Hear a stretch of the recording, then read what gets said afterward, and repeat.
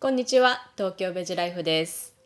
TBL の初期の頃の動画をご覧いただいている方はこちらの背景をご存知だと思うんですけど、今回、引っ越しをしました。で、引っ越し先は秘密です。ただ都内なので、引き続き東京ベジライフです。はい。で、今回引っ越しを機にこちらの、近藤まりえさんの本ですね、こちらを読んで、持ち物を整理してみたら本当に人生がときめいたので、今日は、新居のホームツアーなどをちょっとしながら、そのお話をシェアできればと思います。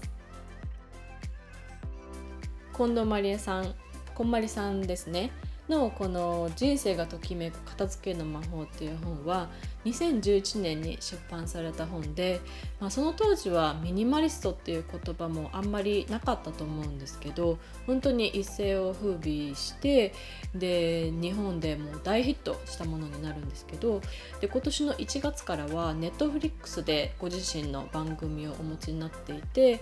で本当にアメリカでは日本以上にもすごいヒットになっています。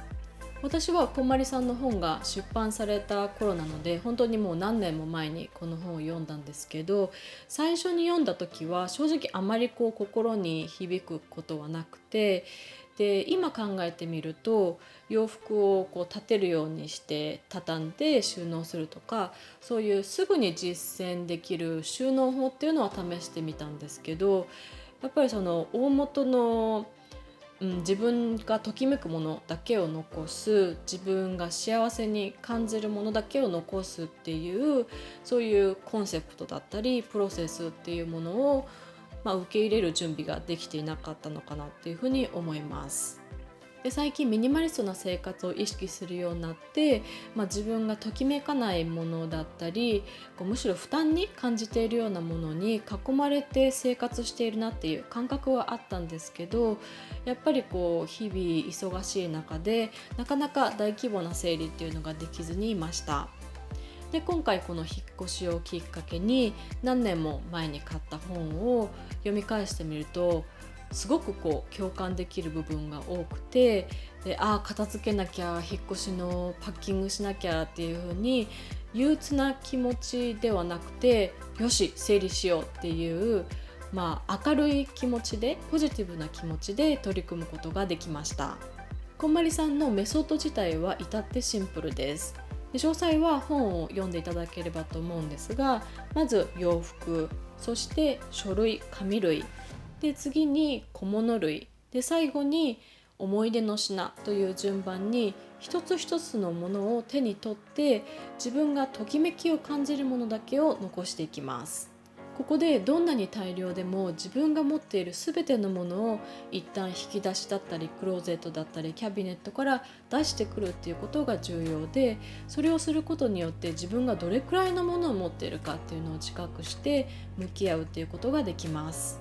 そしてそのプロセスを経て残したものについては一つ一つきちんと定位置、つまり返すお家を見つけてあげて、使ったらそのお家に戻すということをします。今回旦那さんも頑張って結構物を減らしたので、新居では全てのものにお家を見つけることができました。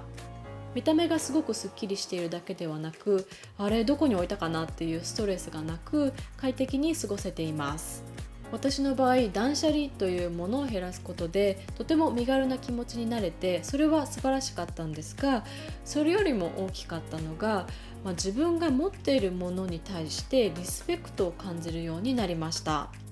例えば今まで服は適当にハンガーにかけたり適当に畳んで引き出しに入れたりしていたんですけど、それをきちんと伸ばして立てるようにして収納するっていうことをしてあげると、自然と畳みながら服にいつもお世話になっていますっていう気持ちになるようになりましたし、不思議と服も他の服に覆いかぶさられている、乗っかられているっていう状態じゃなく並んでいると本当にリラックスして見えるんですよね。そして朝綺麗に畳んで並んでいる中から服を取ってで着る時の感覚っていうのは、実際にやってみた方じゃないとわからないと思うんですけど、本当に爽快というか気持ちいい感覚です。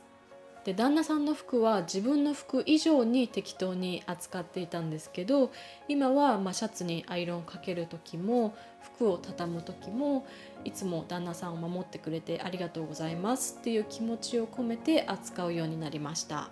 また多分整理や片付けよりも自分の気持ちの上で一番変化をもたらせてくれたのは、一日が終わって家に帰ってきたらカバンの中にあるものを全て出して一つ一つをお家に返してあげるというものです。今までは帰ってきたら、次の日も同じバッグ使うからいいやっていう感じで適当に置いていて、やっぱり自然とカバンの中にはいらないレシートだったりとか小銭とかが散乱して、他のバッグを使うとあれ忘れちゃったっていうことも結構ありました。それを帰ってきた時にすぐそれぞれのものをそれぞれのお家に返して休ませてあげるっていうことを始めると、それぞれのものが役割意味を持って、私をサポートしてくれるチームの一員っていう気がしてきて、朝スタジオの方に行って仕事をしてで帰ってくるっていう日々のルーティン自体は変わらないんですけど、やっぱり気持ちの上で余裕ができるようになりました。今回引っ越しを機に本当の意味で、新しい生活がスタートできたかなと思っていて、これから、クオリティの高い動画を作っていけるような気がしているので、これからもどうぞよろしくお願いします。こんまりさんの本には人生がときめくきっかけになるヒントがたくさんありますので、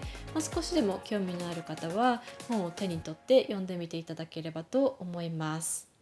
それでは See you next time!